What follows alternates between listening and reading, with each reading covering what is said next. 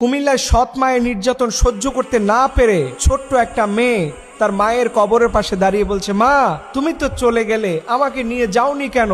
এই পৃথিবীর কষ্ট আমার আর সহ্য হয় না। দেখেন এই কথার ওজন কত, এটার ওয়েট কি আপনি বুঝেন? আপনি কি বুঝেন একটা ছোট্ট মেয়ে কতটা কষ্ট পেলে পরে তার মায়ের কাছে গিয়ে সে তার কষ্টের কথা বলে? আমি ওই ভাইদেরকে, আমি ওই পিতাদেরকে বলবো যারা দ্বিতীয় বিয়ে করে প্রথম সন্তানদেরকে ভুলে যান, অথবা প্রথম স্ত্রী মারা গেছে দ্বিতীয় স্ত্রীকে নিয়ে পড়ে আছেন, প্রথম ঘরের সন্তানদের দেখেন না। আপনি বাবা হিসাবে রোজ কিয়ামতের দিনে আল্লাহর সামনে আসামির কাঠগড়ায় দাঁড়াবেন 100%। শুধু জন্ম দিয়ে শেষ হয়ে যায় না, একটা সন্তানকে ভরণ পোষণ দেওয়া, খাবার দেওয়া, তাকে নিরাপদ বাসস্থানে রাখা, এটা প্রত্যেকটা পিতার জন্য ফরজ। না হলে আপনি বাচ্চা নিছেন কেন? আজকে ওদের যে কষ্ট দিচ্ছেন, এই যে আজকে কুমিল্লার মেয়েটার ঘটনা, আপনার হৃদয়টা কেঁপে ওঠে না? যে আজকের ঈদের মাত্র 2টা দিন যায় নাই, এই সময় তো অন্তত ভালো থাকার কথা ছিল।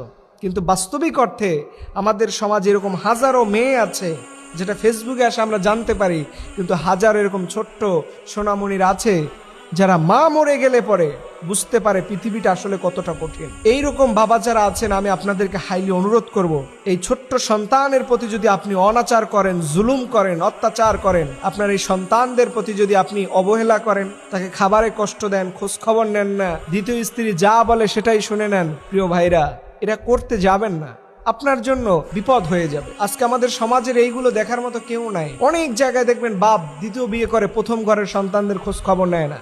আমরা ছোটবেলা থেকে অনেক জায়গায় দেখেছি। এর জন্য আপনাদেরকে অনুরোধ করে বলবো, কোরআনের ছোট্ট একটা দোয়া আছে না, রব্বির হামহুমা কামা রব্বায়ানি সগীরা। এই সগীরা বলতে কি, আল্লাহ আপনি আমার সন্তান, আল্লাহ আপনি আমার পিতা মাতা আমারে যেমন করে ছোটবেলায় আদর যত্ন স্নেহ মমতা দিয়ে লালন পালন করছে, আল্লাহ আপনি জান্নাতেও তার সাথে এমনটা করেন। এখন আপনি ছোট্ট সন্তানগুলোর সাথে কি আচরণটাই করতেছেন, আর ওইটা যদি আল্লাহ তাআলা রোজ কিয়ামতের দিন আপনার সাথে করে, আপনি মনে হয় জান্নাতে যাবেন। এজন্য আমি বলি, পরকিয়া করার আগে, হারাম রিলেশনশিপ করার আগে পিতা আপনি একটু সাবধান হয়েন, আপনার সন্তানগুলোর মুখের দিকে তাকায়েন, এই ব্যভিচারে লিপ্ত হয়েন না। আল্লাহর কাছে কি জবাব দিবেন?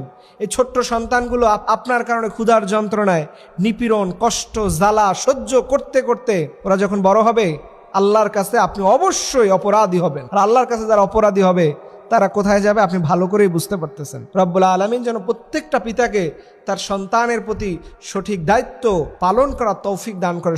আমিন।